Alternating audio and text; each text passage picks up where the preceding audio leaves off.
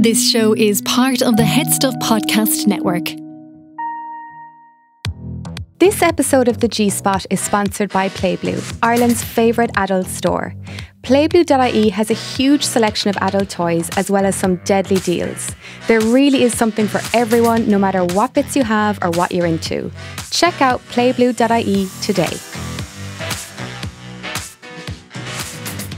Today, I have actor and comedian Anna Clifford with me, so welcome, Anna. Thank you. Thanks for having me. Were you nervous at all about coming on a sex podcast? No, I wasn't actually. I mean, I think until I sat in the room and Hilary, your producer, said, good luck. And I said, what? I know. No, and I think I feel like I like talking about sex to my friends, so I don't know. This is going out to wider friends, new friends. But yeah, no, I think it's just exciting and it's good. I think what you're doing is great.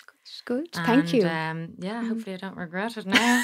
As I said, we'll edit anything afterwards. No regrets at all. But when it comes to, I suppose, sex education then, so, you know, you said now you like talking about sex to your friends. Was that always the case, like in, say, when you were in school or when you were a teen? Were you okay with talking about sex? Was it talked about? No, it's mortifying in a way, wasn't it? Yeah. I think it was like, but like you're talking about sex education. Jesus, it's coming back. Now I'm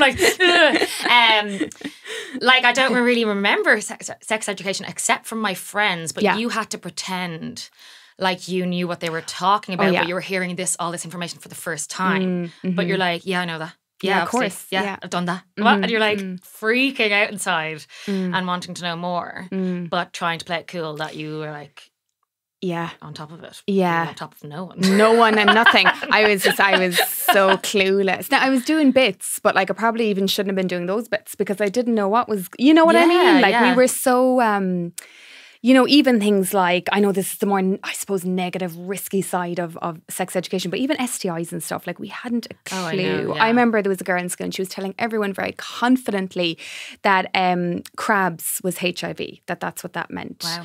And then we were hearing people had crabs and I was like, you know, even the word crabs. Crabs, like, I just remembered, when people were teens being like, oh, they have crabs. Like, Pet crabs? You're like the imagery of crabs. I know, because that's what apparently. Like, I know that's what apparently they look like under the what's it called? It's microscope. Like head lice, isn't it? Yeah. And I had big bushy hair, so if head lice in school, everyone turned and looked at me when the note came. So if it was crabs, they're probably like, it's probably the same. That's actually come back to me now that like I'd never even hear that now. Not that I'd be talking about pubic lice a whole lot, but like, you know, back then it was like. But it's always it's always the most confident person. Yeah. It's like if someone just came out with something and they said it's so confident, you believe you're them. like, that's okay. So crabs is HIV. Okay. Yeah, right. Sorted. So all these and then people you go have tell HIV. someone else. Yeah, and then you think everyone dies of that because that's what you thought at the time and everything. Oh my God. What a way to go. Oh, no. Pubic lice. Oh God, yeah. I'm just imagining like it would be so like awful and tragic, but like it'd be really embarrassing to die that way. Yeah, pubic lice. Yeah. Anyway, enough about pubic lice. I don't think I've ever talked so much about it, especially on this podcast. So safe to say, you probably didn't get sex ed in school in a formal way then, or can you remember much? It's so funny because I don't remember school. So I'm like, it out? Yeah, I have. I just have these. I don't have such black holes of my school because I hated school. I found it really tough. Yeah. So even I was with my schoolmates last week. Like we were staying in contact and they're great crack. And I remember them because my mates like saved me. So I loved that. But like any other part, they talk about like teachers and all. And I'm like, what? Was I there? They're like, yeah. I was like, wow, yeah. Like I only like sports or my mates, but no, so I'm like, did I black out the sex education? I think I would have been interested in that part. Yeah. Maybe like, I didn't do science. Bit of home ec maybe sometimes talked about it. I mean, there'd be reproduction and stuff usually be covered, but in a very biology. That's not sex ed. Like that's just human reproduction. I think that's kind of different. It's one page in the whole sex ed book, like, essentially. And it's not, I mean, young people do need to know how pregnancy happens, but they need to know way more than that. Yeah. Do you know like what pleasure. I mean? Yeah, exactly. Like it should feel good. It's not a bad Isn't thing. that like such an obvious thing to say? But okay, so you didn't really, well, you don't think you got it in school, you can't remember. It's all a blur. I know. Again, I suppose the thing as well, if there was even a once-off workshop. I think it was like one, it was one like thing, but it was very, that's the only thing, or what was the other one, like a SPHE or something? And I'm trying to think. There was obviously one class that probably brought it up, but probably more reproduction or just like straight facts about how to have a baby or something. Yeah. And then it was all just, everyone was awkward, I think. Yeah, you know, the teacher, the thing, everyone was just like, it needs to be over. I know, like, make it end. I remember a girl in my... girl. I was going to say woman, but she wasn't because we were 13. A young woman. No, but a girl in my class, she was so funny. She just would, like, scream laughing every few minutes. So, like, she just couldn't, couldn't hold it in. Like, a lot of us were like... you know, whatever. And again, that was just during a talk about periods. That's all we were even talking about there. But she would just, anytime like the word vagina was mentioned or like anything at all in that area, like she would just start screaming, laughing. And then sure, we'd all collapse laughing. Yeah. Which actually helped in a way because it broke the tension a bit. It's there. But yeah, I remember the lady who was talking to us about it, she was like a bit overly obsessed with hygiene. Okay. Do you know that kind of way when it's like, okay, you've made your point, we need to wash ourselves. Yeah. But like, she's like, and you can bring a hygiene bag to school and you can pack these hygiene. I'm like, are you telling the boys this? Yeah. Like, are you telling them how to wash their penises? Because some of them aren't washing them. Because they need to be told. Like. And the foreskin and all that stuff, right? But it's also of all these feminine washes and all this shit. Yeah. Like, but I just remember that and I remember thinking, God, like, are we disgusting almost? Yeah, that seems like they're like saying... Or that periods where, I mean, obviously periods like... You know, you don't want to be bleeding all over the place, right? You want to have your bits, but like, I don't know, they were just really, the way it was being discussed was this really like thing that we really need to make sure gross or something. Really like, sanitize it, really clean it, you know. So yeah, that's actually just after coming back to me now, that whole cleanliness focus. I don't that either. Yeah. So you just weren't washing our bits at all. Free bleeding. Just bleeding out. I mean, periods, like all that even wasn't properly discussed. I don't feel like in the right way. Yeah. And I remember someone telling me actually that to have a baby, I don't know why I'm laughing at this, it's just so silly. Again, confidently told me to have a baby, you had to have sex during your period. And I remember thinking, oh my God. Now, nowadays I'd be like, yeah, sure, of course, people have period sex. No bother. Yeah. Like, I've had it. But like, back then I was like, what? Like, won't there be like blood everywhere? Yeah. Like, I just had this horrendous view then in my mind of like my parents having sex to have me and mom at her period. Oh, it's just like... Not something you want to be thinking about. No, not at all. Not at all. Do you remember any kind of myths? I can never say that word, myths. Doing the rounds when you were at school around sex or like... Like questions of like if you... give someone a blowjob, can you get pregnant and stuff classic. Like that? Yeah. You still get asked that. Like, that still get asked. I can imagine, because you just don't know. Yeah. I remember actually with that, a boy telling me, he was 16 and he told me that there was a 4% chance that if you gave a blowjob, you'd get pregnant. And I just loved... how specific. I love a number. He just picked the number 4 and he's like, that sounds like she'll probably go for it. Like, what are the chances that 4% is you? He's like, if I say 0, like, it's not believable. I know. So say 4. Like, who told him that? Yeah. And 4 is too high still for me. I'm like, no, 4%. Yeah. That's risky. As you said, it was always the people who spoke with the most kind of authority or bravado. Yeah. And I was just so naive. Oh my God, they know everything. Yeah. I would just believe them because I knew nothing else. Yeah. So, you know, when you don't have that good sex education, you just kind of believe what people tell you because where else are you going to learn about it, you know? Okay. This dilemma is, actually, this is a really, really, really interesting one. I think a very common one as well. So, dear Grace Alice, my partner is everything I've always wanted. Kind, loving, supportive. We have a really solid, secure relationship. No games, no drama, none of that. It's such a relief after spending 7 years in a very toxic, turbulent relationship with my ex, which was intense and passionate, but also chaotic and destructive. That relationship was terrible for my mental health and I swore I'd never go back to that kind of dynamic. Now I find myself worrying that my new relationship isn't exciting enough. With my ex, while it was awful in so many ways, the highs were really high. I've even started fantasizing about my ex sexually, which makes me feel guilty because I don't want to betray my current partner even in my mind. I know I'm happy with my partner now, but I sometimes feel like I'm too content, like there's no thrill or spark. I don't want to sabotage what we have, but I'm struggling to shake the feeling that I crave more excitement or intensity, even though I know it's not good for me. And the question kind of at the end is this normal? And how do I stop thinking about my ex in this way? Initial thoughts. God, there's loads in that. I know. But like, I mean, yeah, it's very relatable, I think, especially as a single woman in your 30s. In my 30s, is like everyone's been through a shit relationship, and then it's like, I think it comes down to self-love, doesn't it? Because you have to be like, to stay with someone kind and like the right person. Yes, yeah. Probably feels weird, so you're craving this negativity because you're still holding on to something negative about yourself. But yeah, that's actually a really good point. Yeah. It's like, if you can't be content, I don't know, you want something bad for you. Yeah. Maybe. Like, I've been in really bad relationships, full disclosure, and I can honestly say that that was so much down to like self-esteem issues on my own part. And like, you don't see people who have really good, solid, like quite deep levels of self-esteem. They don't find themselves in these bad relationships or relationships in which they're being treated really badly. Put up with it. Yeah, they won't. And I know that's easier said than done, but it's true. You can get to that place where you're like, oh no, this isn't even exciting anymore. This is just, but like, there's a lot to be said for peace and calm. Yeah. But I mean, in that, I think like in your new relationship, you could definitely find ways to bring in a bit of excitement. So it's just about talking to that person, being like, listen, okay, like, let's try and change things up and have a bit of fun. Like, it doesn't have to be. Yeah. Because I think they said it's like they're worried there's no thrill or no spark. And I'm like, okay, is there or isn't there, I wonder? Like, there might actually be a spark and that attraction. Yeah, there must be. I mean, you would hope so if you were with someone, but... Exactly. And like they said at the start, that my partner is everything I've ever wanted. That's the language that was used. So like, that tells me they're like a really good partner and it's a good relationship.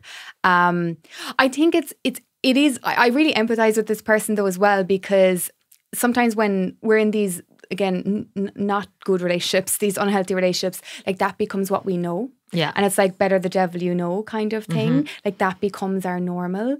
So what happened me, like I'm in a really, really good relationship now, thank God, touch wood. And I actually did struggle in the first year or two. Okay, yeah. Like, my partner, like, he's genuinely just such a fabulous man. Like, he's fantastic and has always treated me so well. I was just so suspicious. I know. Yeah, you're like, what's going on? This can't be right. Yeah. But it's like, it's all to do with your nervous system, isn't it? It's like, you're so used to this heightened state of like, things could kick off in a fight or like this, that's the thrill of it. It's like the wrong kind of dopamine that you're chasing.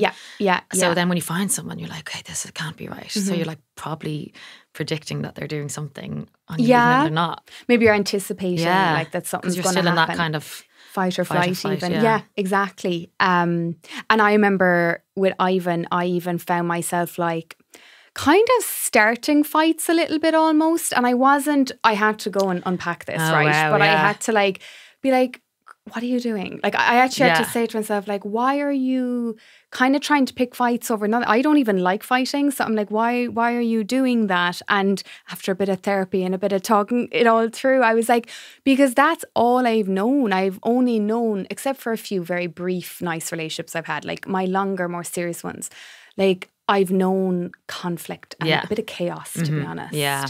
So I was kind of in this space where I was like, I suppose the way I learned about passion, that word is interesting. That word came up in the dilemma. Passion always comes with arguments as well as the sexy stuff. Yeah. But passion can actually exist without the arguments. Yeah. But I didn't know, my body didn't know that. You thought it all came in one, yeah. Kind of, yeah. Yeah. Which is very unhealthy and unfair to my partner. Yeah.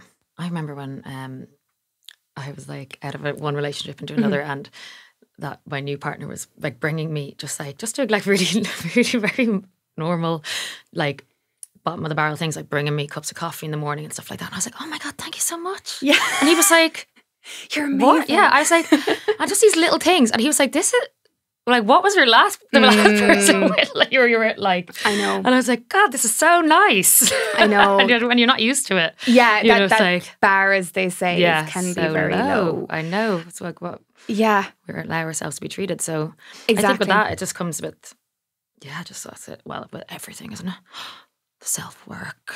I know. The horrible being stuff. Being kind to yourself. But then, but if you feel like something's missing and you're with the right person, like you can always bring that in a safe, nice manner rather than this kind of chaotic. Definitely.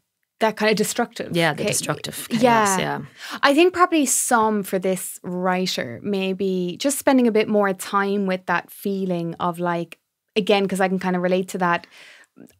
And I've actually talked about this a good bit online, where like actually a bit of boredom is healthy in a relationship. Yeah. And boredom doesn't have to be a negative thing. And this is a whole side topic, but even like nowadays we have no tolerance for boredom because of our phones. So, you know, I don't know, before, it sounds like a million years ago. Do you remember?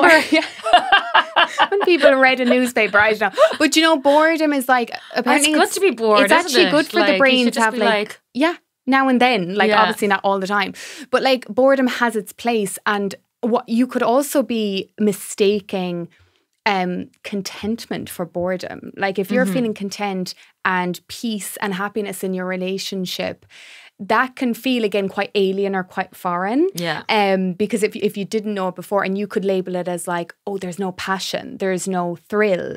But again, like you can actually have that passion. Now, to be fair, the way they've described their partner, like they do sound amazing, the partner. That still doesn't mean, I know, they're, what do they say, kind, supportive, all those things. Everything I've ever wanted. I know. But then I'm like, okay, but maybe actually the current person isn't the partner for you, but that doesn't mean your ex is the person for you. No. Do you know what I mean? And what do you think about when they're saying like they're now thinking of the ex? I think that's quite common to think of people. Oh, very sure. common. Like sexually and like in general. Yeah, definitely. You know, it's part of your life, so they might pop up, and if it pops up sexually for a second, that's I really honestly have think it, so. Exactly. I think that's fine. I like I have sex dreams still about terrible people. Yeah. And that's, I presume that's my subconscious brain just kind of like figuring out its own shit on a deeper level that I'm not aware of. Love that. And I would actually literally like crawl out of my skin if I saw that person or these people that pop up now and then. In your mind is something else. It's just some it's business to be finished. Out. Yeah, and like, do you know what? It's kind of that. So when we think of that older relationship and it's the chaos and it's the destruction, like that's the stuff we love, like watching in shows and like where, again, it is this kind of, there's fight and there's sexual tension, there's making up, and like that makes for a great scene in a book or even in, I don't know, like audio erotica or porn or whatever it is, right? Yeah. But like that's obviously, well, I shouldn't say obviously, but I would say it's not sustainable over time. Like it's exhausting. Yeah, exactly. But it's okay to still on a sexual level be excited by a fantasy about it or that dynamic. Yeah. I'm a big advocate for like, you can fantasize about pretty much anything you want as long as it's in your head and it doesn't distress you and, you know, it doesn't end up harming anyone else. Like your sexual fantasies exist for a reason. Yeah, and you should just let them play out, really, shouldn't you? Because otherwise if you feel shame or anything around it, that can make it just... That makes it so much worse. And grows into something it's not, because like if she's thinking of her ex, like that could be a sign that her ex, even though they maybe made them feel awful at times. Maybe there was times where they felt really desired or really like excited, and it's more the feeling rather than the person. Or B, it could be that this person currently maybe actually isn't the right fit, and they're just hopping to this idea that, oh, it must be my ex then. It's probably, it might be neither. Oh my God, tell me, why do I always do that when I'm going through like a dry stage or something? You've been swiping over through the apps, and then I start thinking back to every single little encounter, and I'm like, wonder what they're up to. Yeah. Or like, why didn't that work out? Yeah. I'm like, no, look forward. There's a reason why you aren't with any of these people. Yeah. But your mind will always go back and be like, was there something there? Yeah. With that exchange with the postman, like anything. I'm like, I'm like, stop looking back. The postman in COVID. Oh. I was saying this to Ivan the last day, right? So I'm not on the pill or contraception at the moment, and since I came off it, like my cycle is so like. So it's clockwork in the sense of like ovulation, like I'll know because I'm ready to like climb a tree. Like I'm like, oh my God, like amazing. The wind changes direction. I'm like, oh, I'm so horny. Like it's just hits me like a physical force. And I was trying to describe it to Ivan. I was like, no, I'm like, it's actually kind of a hindrance. Like there's a few days when I'm ovulating where I'm like, I can't focus. Yeah. Like. And I'm like, and he was saying something like, you know, but what does it feel like? What's it like? And I'm like, it's like, everyone starts looking really good. Like, you know, like, and I actually said the postman, like the Tesco delivery man, like everyone takes on a bit more of an edge. And then a week later you're like, oh my God. Oh my God, it's so funny, isn't it? Yeah, you're like, what kind of mood was I in last week? But that's it. It's like your brain, how did I get onto that? But your brain and body is kind of just taken over with this, like, I suppose, again, ovulation, technically, your body wants you to get pregnant even if you don't want to. Yeah. So they're like scoping the environment for any potential suitors. But yeah, like that can happen even with things like this, with fantasizing about your ex. It's kind of like more look at what's going on. Are you ovulating? Or, you know, are you just not feeling fulfilled? Is there a possibility that this could end up being the right relationship for you? I wouldn't sabotage it too quickly. Probably therapy. I know it's a cliche, but like this is something to kind of unravel a bit, isn't it? Yeah, stuff to work out and talk through with someone. Yeah, because there is, you might find this interesting, there's a little bit of science. I'm going to butcher the explanation, so I'm just going to be really like, I'm not a scientist, right? But I remember reading this in a book, and it's about kind of attachment and how we form attachments with people and bonds. And when, say if you and I are in a relationship, right, and we've formed this really special bond, and it's also very intense at the beginning, and there's all of that. And then if we have a fight, that bond is threatened. So my brain knows the bond is threatened. So if we then make up and we have sex and all of that, it's going to be even like more exciting because the bond is being you know, I know the bond is safe again. And there's this real like neurological reaction to that. Yeah. I mean, it can actually, unfortunately, be even part of the reason why people feel trapped in abusive relationships sometimes, is that almost those little pockets of euphoria when it's like, I'm safe, we're safe again. It's even though, again, it's not actually healthy and it's long term. It's going to rattle your nervous system and everything. Yeah. So yeah, have to go to therapy and learn about all those attachment styles. I know, and it is heard kind them all, of, to be fair, but I can't remember them now. And I like, don't know which one I am, but I know. Oh, I'm attached. I think I'm. What's the one? I'm the anxious one. I'm the anxiously attached one. But I've been with like, and that I'm with attachment theory. I'm not a big believer in like, just pick one and that's it. No, and I think so. Like, it's it's kind just of like star signs, and you're like, I kind of get all of them. Everything. Yeah. You can just use it as a tool. Yeah, to it like, is handy. It is, but it is interesting to hear about and see why possibly you've been treated or allowed yourself to be treated in past relationships. Yeah, because I was in a relationship before where he was extremely avoidant, like as into the point where like even the most minor of like literally a disagreement over like, oh, I don't know, like, oh, do you mind picking up your shirt off the floor? Like literally the smallest thing he could ignore me for a few days kind of thing. And me being like, oh my God, stop ignoring me, stop ignoring me, stop ignoring me. That makes you want more. And then when he'd grace me with his attention again, I would be like, and it would be amazing and passionate and all those things. But then I was like, oh, fuck that. That gets old quickly. Yeah. Like that's not I have gonna. a bit about like that in my stand-up where it's like being a dog being left outside the kitchen door out the back, and you're looking in, you're like, what's going on? Why aren't you talking to me? And they're like ignoring you, and then they finally let you back in. You're like, oh my God, yes, me and you forever. What did I do? And I'm so sorry, even though I didn't do it. Like, you know, because it's like a dog, and I'm like, oh, I need to be more like a cat and be like, piss. Yeah. Cats are great. Cats are like, you know, they've great boundaries. Yeah. But I'm like, dogs. No, I'm definitely more like that. Yeah. I'm over it now. Let's go for a walk. So basically we're like dogs. Yeah. Yeah. It's golden retriever energy. That's a takeaway point from today. Okay. So have we answered it? We have in there somewhere. Yeah, we're just saying it's just we have to some degree. I think it's just more definitely self-work and yeah, and I think it's a tale as old as time where like if you want a long-term like monogamous say relationship, it does take, and you need to be content with like the boredom, like you actually look forward to, like it's just peace. I don't know. Yeah. The older you get, I want just to be more peace. But is it maybe we can rephrase it like is it boredom or is it just actually peace? And how lovely that is, and safety, and can be very healing over time when you really allow yourself to just like sit back and enjoy it. I'm in something good here. Like I love not fighting. Well, of course, like we have arguments, but I love not like. Who likes a fight? No, well, I know some people do. Some people definitely do. I probably used to a bit, but again, that was like that's what I knew. That's like okay, but it would nearly bubble up where I'm like, oh, a fight is definitely going to happen. So you could really feel it in the air. Yeah, I know. Yeah, when you can in that tension. Yeah. Lovely listeners, I am back with another fab toy recommendation that I know you're going to love. This week's gorgeous toy is the Rocks Off Chi-Amo vibrator, courtesy of our sponsor PlayBlue. So the Chi-Amo is a bullet vibrator. It's sleek, it's easy to use, it's designed with both beginners and seasoned toy lovers in mind. Its shape and size make it comfortable to hold and aim right where you want it. It has 10 vibration settings, so you can explore anything from nice gentle pulses to more powerful vibes. It's also rechargeable, so no more hunting for batteries in the moment, nightmare. And its smooth silicone finish feels velvety soft on the skin and delicate bits.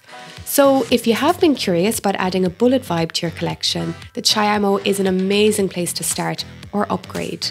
Don't forget you can use the code GRACE10 to get 10% off when you're ordering any of your sexy bits from playblue.ie. This show is part of Headstuff Podcasts. Here's another show you might like. Hello everybody, she's Emma Dorn. She's Deirdre. Okay, now sorry to disturb you. We know you're listening to something else, but we wanted to tell you very quickly about Stop listening to that and listen to us. after the fact. Sorry, keep it when tight. You're finished listening to that, listen to us. Yes, we'd love for you to come join us. Our podcast is called Keep It Tight. Keep it tight. Keep it tight. Have a look at headstuffpodcast.com or wherever you get your podcasts. We nearly have how many downloads, Deirdre? Nearly 1 million. So people are enjoying it. Get on board. Be one of the millions. Hi Grace Alice, I'm 30 and I've grown up in an Ireland where, like a lot of people my age, talking about sex was always such a taboo. I grew up rurally and our teacher literally just told us to abstain, and slut shaming was the norm. I even did it myself to girls who were sexually active. I know now that it all boils down to shame around sex. Even now, I find it really hard to discuss sex openly, even with my fiancé, who I've been with for years. I know it's a natural and important part of life, and I've read so much about how communication is key to healthy sex life, but no matter how much I understand this logically, I still feel deeply uncomfortable actually having those conversations. It's frustrating because I see other people around me becoming more confident about their sexuality, talking openly about their desires or boundaries or kinks, etc., and I just feel stuck. I want to shake off the sex negative messaging I grew up with in the 90s, the shame and embarrassment that was drilled into us, but I just can't seem to get past it. Even bringing up small things like trying something new in bed fills me with embarrassment. I end up avoiding the topic entirely, which isn't helping my relationship either, to be honest. And I'm worried going into a marriage with such weak communication skills.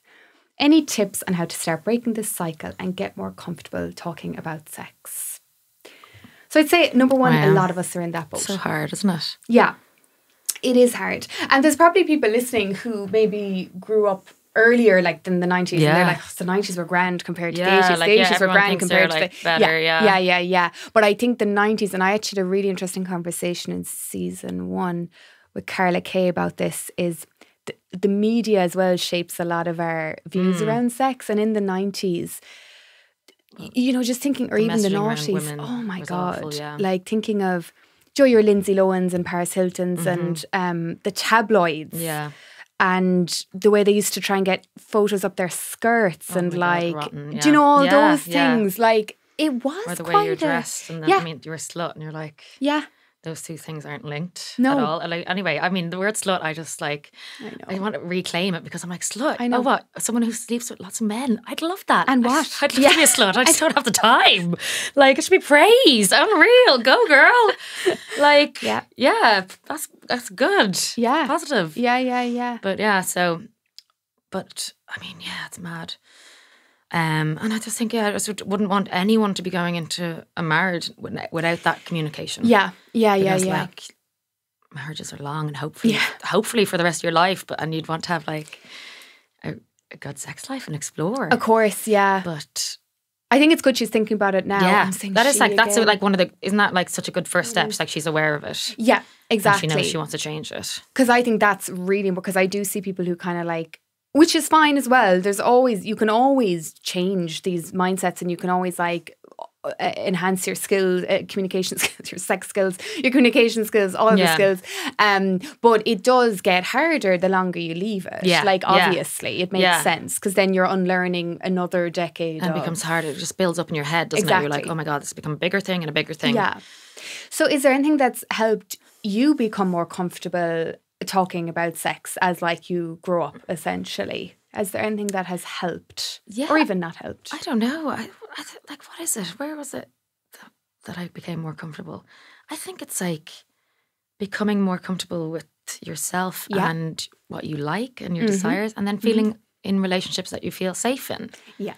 And then just slowly having those conversations with someone about like what you'd like to try or do, and then also talking to your friends more. Oh my God, because some stuff you think is so embarrassing, and then you talk to someone else like, that happened to me. Or, and you're like, oh, and then you just laugh, and you're like, this is funny. And like, obviously I think even stuff like what you're doing, listening to podcasts and like other people's experience, it's all just about like, we all just want to be able to relate to something, I think, so if it's like the more you hear other people do it, then it becomes, you become more open about it. Definitely. I think like a good first step is to like, and this, I'm obviously going to be biased, but it is to listen to the podcasts or read a book. Yeah. Or start following, a sex educator or someone who talks about sex. Just kind of like, I often compare it to like the whole body image journey, where the more we expose ourselves to more like body positive messaging, the more our internal narrative can slowly change over time. Same with sex. Yeah. So if we've been brought up again with this slut shaming and this sex is like done to you and not with you, and it's this thing that you'll get as crabs or you'll get pregnant or 4% chance you get pregnant, like all this nonsense, right? Yeah. And I know she mentioned slut shaming specifically. And I think a lot, and just I relate to that in that like, I mean, not outwardly slut shaming, but I definitely have said things about girls behind their backs when I was that age, and it was purely trying to fit in. Yeah, it's trying to be my cool, own insecurity, or hearing someone else say it. Exactly, women just seeing other girls as competition, so therefore bring them down a peg. I'm sure people probably said it about me. Like it was just that culture. So looking back on that, I think a bit of self-compassion, like that's the culture you were growing up in, and you know better now. Yeah. So I think the first step is kind of exposure. It's just like expose yourself to, that sounds bad, expose yourself to people who talk about sex in a very positive, open way. Yeah, or even like watching something with your partner, like something like in one of a podcast like this, if it's live or whatever. Yeah. And then like watching that and then maybe discussing that afterwards, being like, oh, what did you think about what they were talking about there? Or have you ever thought about that? It's like a bit more of an open conversation, and you see other people kind of start it. Yeah. That'd be a good way as well. Yeah. And as well, I think not comparing yourself to other people. Because when she's like, oh, everyone's talking about their kinks and their boundaries and I can't. Like, yeah, and don't be scared if you don't have any of them either. Do you know what I mean? Yeah, like sometimes I know. people are like, what's your kinks? And you go, oh God, do I have to make something up now? Am I to be weird? Or no? Like it's just like come out with the weird. Yeah. No, totally. Like that's because that's kind of another form of peer pressure just in adulthood. Not peer pressure, but it's you pressuring yourself to fit in. Yeah. Whereas you're on your own journey with this, right? So like, don't think, oh, everyone else can do this. Well, they can't. Because I wouldn't have a job if everyone could do this. Yeah. Like half of my job is trying to tell people it's okay that you fantasize about sex, or it's okay that you masturbate, you know, or whatever it is, right? So it's normalizing all these things that should have always been normalized. I also think like masturbation helped me loads too. Yeah. just start talking about in general. Yeah, like honestly, that's end of sentence. Yeah. This thing, masturbation. Fair. Quote that. But like just to become more like aware of your body and like what you like, and then just start telling people like what you like. Yeah. Anyone who listen, I'm like, did you know I love that? Yeah. But it makes sense. It's like, again, that comfort with yourself and your own body, and then you can translate that and you know, actually be able to tell someone, as you said, what you like, and even where to touch you, how to touch you, if you like a toy or whatever it is, like, or a fantasy, etc. I think as well, and also listeners, there are 2 in-depth bonus episodes on communicating about sex that are out. So, you know, sign up to them. That's because good. I go into fully talk through lots and lots of tips. So obviously I'm not going to go through all of them. But one thing I do talk about a lot is we need to get comfortable being uncomfortable. So if you're expecting, like, don't put pressure on yourself to get to this level where you're going to be like able to talk about sex, no problem, and you know, like never get embarrassed and never get awkward. Just let yourself get awkward while you're doing it. That's fine. Yeah, because that's how you build any skill. Is you do it maybe a bit awkwardly or clunkily, and that's how you get better at it. Yeah. You know, like if you think even of, I presume, I shouldn't say this, comedy, you know, there were probably at the beginning or there's times where like you were like, oh, that wasn't great. Oh, I'm awful if I look back at my stand-up from like 7 years ago. Absolutely awful. But you get better and better. That. Yeah. I'm actually even thinking back now, because we were talking about slut shaming, and I now remember my first ever boyfriend when I was in my teens. That ended badly, and he sent me texts like abusing me. Yeah. And calling me a slut and calling me everything that's done. And I could not be with someone for 3 years after that. Oh my God. Yeah. And all my friends called me lesbiana because I wasn't getting with people as my typical, teens. Yeah, you must be lesbian. And I was they like found it really funny, and I was obviously traumatized by that. Yeah. But like that's what the effect has on it. Like I truly believed his words. Like I thought I was the most horrible person. I thought I was the most thing, and it like made me want to not go near anyone and try and be this kind of like prove that I'm not. I'm like, what? I wasted so much time.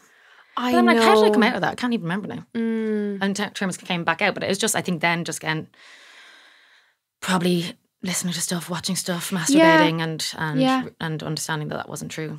But that's a significant effect, like for you. Yeah, but that actually kind of happens to me sometimes. For years, right? I get affected by things. Yeah, I'm quite literal. Right. Okay. I am going down the neurodivergent route. Yeah. So I take things quite literally. Yeah. So that was like, and you know, that was your first heartache. Oh, stop. And woof. Yeah, that is the worst. And I remember being called a slut. Actually, no, I wasn't even doing much at all. But again, it was just a word that was thrown around anyway, right? So.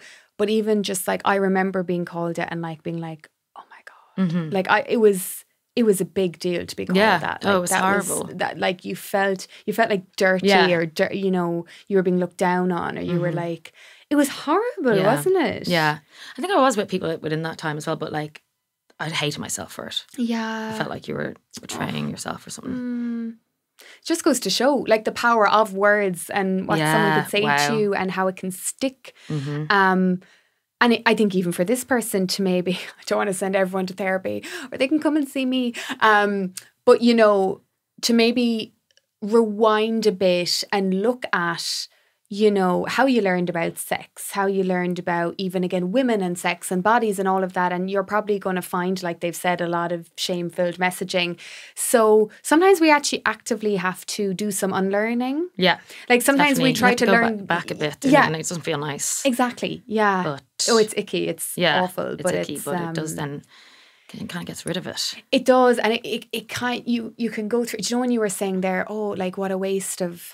You know, those few years. Oh, yeah, I always think about it now. I have no regrets, but I think about that about so much stuff in my past. Yeah. Because, like, my teens and my early 20s were really difficult. And I'm like, God, it feels like a waste. But at the same time, there's, like, little moments of magic within those times. It's not all really dark. Yeah, 100%. And, like, I think it's normal and this is probably why a lot of people, you know, are scared to go to therapy or whatever, is to kind of open that Pandora's box of like all that stuff. But like, you know, like what I found is because I had severe vaginismus for years, so I couldn't have penetrative sex, or if I could, it was very painful. So those huge sexual issues there. That's a whole other episode, whole other chat. But when I really started kind of, even when it was long gone, the vaginismus was gone, I actually did still have to go to therapy and do some work around kind of the grief and grieving that whole there's times where you're like, oh, I wish I was a young woman enjoying like being sexual and being single, and like there's so much much life. That's probably why I'm like more open about talking about it now, because I've been through every stage of the shame and the regret and all of that, and I'm like, oh, fuck it, let's all talk about it. I know. Talk about it all the time. It's so much easier though when people are talking about it. It just is. It's just like makes you feel so less alone, or so less like strange, or whatever way you want to put it.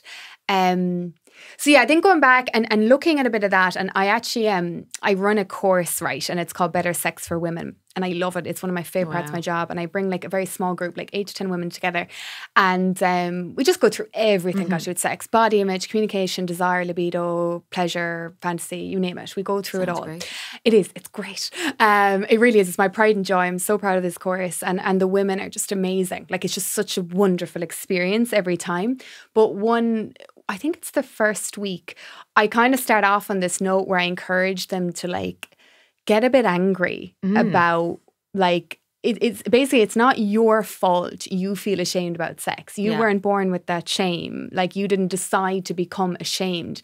Like, that was handed to you by this culture and this world we live in. And it's okay to get a bit pissed off about that for a while. I went through a really angry phase for years where I was like, oh my God, these bastards took away like so much of my confidence and my everything. But then you come through the anger to like a good place and a better place. So I just feel like there could be some stuff there with this person in this dilemma where like, I think it's more about looking backwards a bit first. Yeah. And then you mentioned like the teachers, the way they spoke and all that. Yeah, everything. Like it was so insidious. It was everywhere. It's coming from every angle. It's probably coming from your family, your friends, your teachers. Yeah. Women, all the negative talk about women, but men get to just fucking walk around and sleep with whoever they want. Do whatever. Yeah. He's a slut as well. Yeah. There isn't even really a word. Loads of male sluts. Yeah. And now I'm like, go on, everyone. Yeah, do it. Enjoy. Then you need to behave. Rein it in. Yeah. So expose yourself. More sex positive stuff. Don't compare and despair. You know, just do baby steps. It's baby steps. Yeah, like don't go into the deep end. Like, no, just a little bit of conversation. Yeah, no, 100%. And like, if this is a comfort to anyone even listening, like I'm a sex educator. I literally am here recording a sex podcast for the nation and whoever to listen to.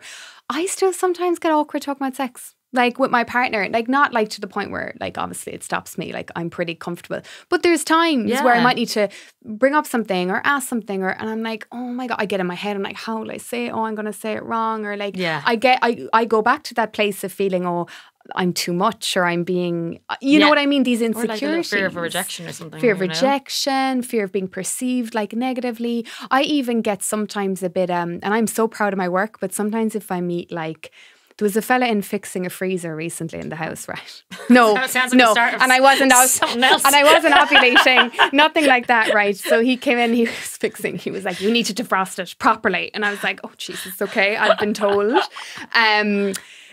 But he asked what I did for work, and I was like, "Oh yeah, you must get that." I just say like, "Oh, sometimes I'll be like, I'm a therapist. I'm not even a therapist. Like I obviously wouldn't lie to a client about that. But to someone like that, he's like, oh, what kind of therapist? And I was like, relationships therapy. Okay, yeah. And like, I was like, why don't you just say you're a sex educator? Well, like, same with comedy. Sometimes I've gotten way better being like, oh, I'm a stand-up comedian. But the start, like, oh, stand-up. I know. Because there are people like, tell me a joke. Really?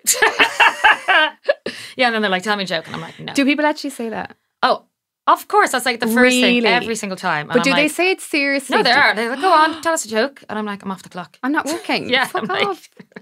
That's like, give me a piece of sex advice. Yeah. Like, no, book a session. Yeah, I'm like, defrost my freezer. Sounds dirty as well, doesn't it? It does. My freezer is really defrosted. It genuinely really needed defrosting. But yeah, so it's like, again, so just to normalize it, that even myself, who like of all people, probably people might assume I have no shame and never get nervous to talk about it. No, I do, just because human. and that messaging in childhood, like we all know that's why therapy is so important, because it does like have such an impact. It's not like unlearned like quick. No. We'll be learning for the rest of our lives, and that's what pisses me off. Exactly. And it's so tiring. And can we stop? Yeah, like you think you're free now, like you said, and I'm just like, I know there's still stuff that I have to work on, and I'm like, oh. There's some stuff I'm like, I'm saving that for another day. Yeah, I'm like, that's in 10 years' time. Yeah. I'm not ready to open that box yet. And do you know, it's funny because sometimes what helps me as well, right, is I imagine that, well, this does actually happen. So, right, if I meet someone new and if I'm embarrassed to say what I do for work, I'm also internally sending a message to myself that it's embarrassing. That's embarrassing. I'm confirming that. So if I walk away from talking to that man with the freezer, and if I just take a moment and be like, oh, you felt a bit embarrassed there, like, that's okay. Next time though, we're going to say, you know, we're a sex educator, whatever it is. I sound like Gollum or something. I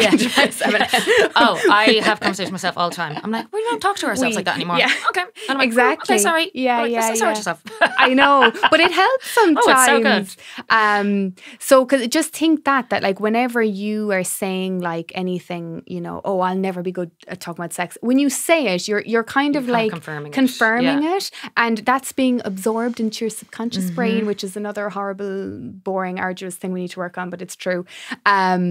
So yeah, just kind of like take a moment to be like, okay, I'm going to interrupt that messaging a bit and say, okay, I'm nervous to talk about this, but I can do it. Yeah. Or whatever it is. Yeah. I'm all about that internal. I find that really powerful. Internal monologue. I know. It's so true. It's so true. It's almost like you need to do affirmations, but I mean, Irish people, you're actually grand in the morning. You're grand. You're all right. You're not amazing. You're not the worst. You're not better than anyone else. Don't be thinking, but you're grand. You're a lovely girl. You like sex.